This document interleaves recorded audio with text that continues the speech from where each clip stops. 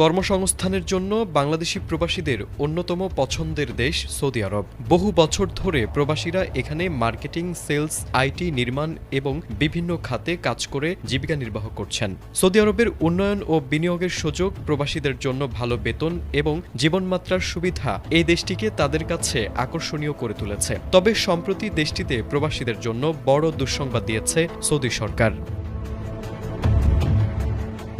Saudi আরবের মানব সম্পদ ও সামাজিক উন্নয়ন মন্ত্রণালয় ১৯ জানুয়ারি ঘোষণা দিয়েছে, মার্কেটিং এবং সেলস খাতে বড় ধরনের পরিবর্তন আসছে। নতুন নিয়ম অনুযায়ী এই খাতের প্রতিটি প্রতিষ্ঠানের অন্তত ৬০% কর্মী হতে হবে সৌদি নাগরিক। দীর্ঘদিনের ভিশন ২০৩০ পরিকল্পনার অংশ হিসেবে স্থানীয়দের চাকরি নিশ্চিত করতে এই সিদ্ধান্ত নেওয়া হয়েছে, যা কয়েক লাখ প্রবাসী কর্মীর জন্য বড় চ্যালেঞ্জ হয়ে দাঁড়াতে পারে।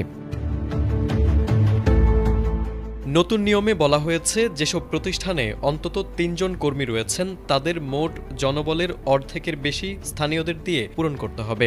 মার্কেটিং ম্যানেজার, বিজ্ঞাপন বিশেষজ্ঞ, গ্রাফিক্স ডিজাইনার এবং জনসংযোগ পদগুলো সরাসরি সৌদিকরণের আওতায় আসবে। সেলস খাতে বিক্রয় ব্যবস্থাপক, আইটি ও যোগাযোগ যন্ত্রাংশ বিক্রয় বিশেষজ্ঞদের মতো পদেও প্রবাসীদের সুযোগ সীমিত করা হচ্ছে।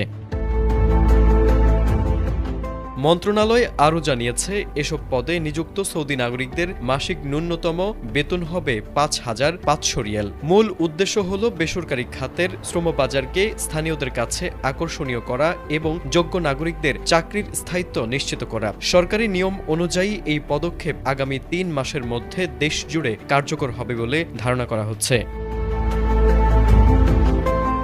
সৌদির এই নতুন নীতির ফলে মার্কেটিং ও সেলস খাতে নিযুক্ত প্রবাসী কর্মীরা চাকরি হারানোর ঝুঁকিতে পড়তে পারেন। বিশেষ করে দক্ষিণ এশিয়ার দেশ থেকে আগত কর্মীদের উপর এর প্রভাব সবচেয়ে বেশি হবে। আন্তর্জাতিক শ্রম বিশ্লেষকরা মনে করছেন, সৌদিকরণ প্রক্রিয়া জোরালো হওয়ায় আগামীতে আরও অনেক খাত থেকে প্রবাসীদের বিদায় ঘটতে পারে।